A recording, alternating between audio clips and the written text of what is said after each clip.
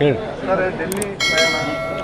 ಇಲ್ಲ, ಈ ರಾಷ್ಟ್ರೀಯ ವರಿಷ್ಠರು ನಾವು ಭೇಟಿಯಾಗಿದ್ದೆ, ಭಾರತೀಯ ಜನತಾ ಪಾರ್ಟಿಯ ವರಿಷ್ಠರನ್ನು ನಾವು ಭೇಟಿಯಾಗಿದ್ದೆ ಮತ್ತು ಇದೆಲ್ಲ ಬೆಳಗಾವಿ ಲೋಕಸಭಾ ಟಿಕೆಟ್ ಸಲುವಾಗಿ ಮಾತಾಡಿದ್ದೇನೆ ಮತ್ತು ಸ್ಥಳೀಯವಾಗಿ ಯಾರ್ಯಾರು ಪ್ರಮುಖ ನಾಯಕರಿದ್ದಾರೆ, MLAಗಳು, XMLAಗಳು ಎಲ್ಲರ ಜೊತೆ ಸಮಾಲೋಚನೆ ಆಗಿದೆ ಮತ್ತು ಎಲ್ಲರಿಗೂ ಸಹಿತ ವಿಶ್ವಾಸ ತೆಗೆದುಕೊಳ್ಳುವಂಥ ಕೆಲಸ ನಾವು ಮಾಡಿದ್ದೇವೆ.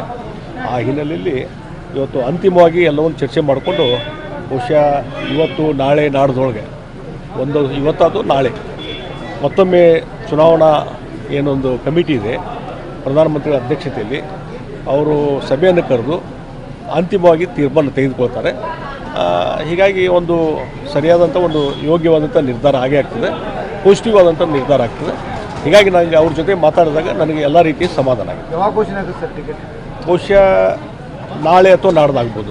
ಟಿಕೆಟ್ ತಪ್ಪಿಸ್ಲಿಕ್ಕೆ ಬಹಳಷ್ಟು ಜನ ರಣತಂತ್ರ ಒಳತಂತ್ರ ಏನು ಸರ್ ಗೊತ್ತಾಗ್ತದೆ, ಏನಾಗ್ತದೆ ಅಂತ ಇಲ್ಲ, ಅದ್ರ ಬಗ್ಗೆ ನಾನು ಇನ್ನೂ ಈ ಕಮೆಂಟ್ ಮಾಡೋಕ್ಕೆ ಹೋಗೋದಿಲ್ಲ.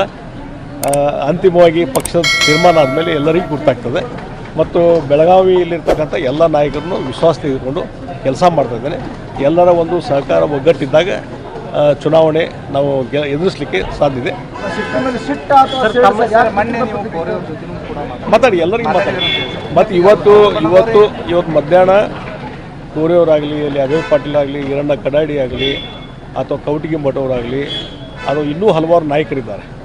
ನಮ್ಮ ಇವನ್ ನಗರದ ಮಾಜಿ ಶಾಸಕರಿರ್ಬೋದು, ಎಲ್ಲರ ಜೊತೆ ನಾನು ಮಾತಾಡಿದ್ದೀನಿ.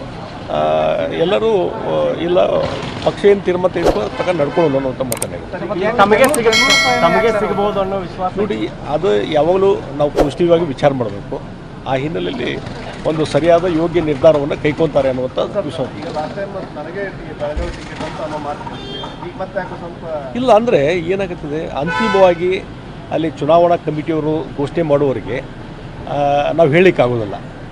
ಹೀಗಾಗಿ ಅದ್ರ ಬಗ್ಗೆ ಇಂಟರ್ನಲ್ ಇಲ್ಲೇನು ಚರ್ಚೆ ಆಗಿದೆ ಅದನ್ನು ಇಲ್ಲಿ ನಾವು ಹೇಳಲಿಕ್ಕೆ ಆಗೋದಿಲ್ಲ.